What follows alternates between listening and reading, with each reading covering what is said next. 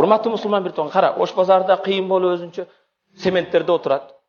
Жерине таспини коюп койгон. Таспаган алат айтат. Куранды коюп койгон. Курандын валлахи биллахи бир тамгасын билбейт. Куран аларга налат айтат. Балыкчы балык кармаган кезде курт колдонот. Себеби балык куртту жакшы көрөт. Балыкчы куртту жакшы көрбөйт.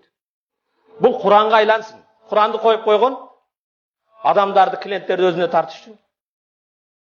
Жакшы эле чоң адамдар жолумду ачып берчи, жолум болбой жатат, мандатка жетпей жатам десен, серия копия берип коет.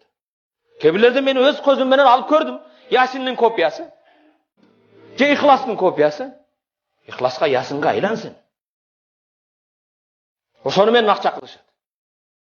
Анан жолуңду ачып берет. Жол ача алса, урматтуу мусулман бир, эгер ал жол ача алса, Ош базарда отурбайт эле ал.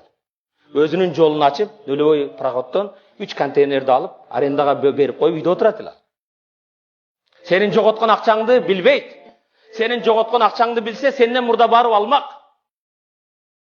Кызыма жуучу келбейт дейт. Өзүнүн күйөөсү жок аны. Эркегин аялы жок. Аны сага каяктан эме таап берсин жуучу. Урматтуу мусулман, пайгамбарыбыз саллаллаху алейхи ва саллям маната кахинан аваррафан. Кимде ким бакшыга келсе, келип уккандан кийин акылы кабыл албай, мындай болсо керек деп кетсе, ошого келген үчүн 40 күнгө чейин Аллах ибадатын кабыл кылбайт. Эгер келип ошонун айтканына ишенсе, фақад кафара бима унзила ала Мухаммад, пайгамбарыбызга түшкөн Куранга кафир болду. Имандан ажырайт.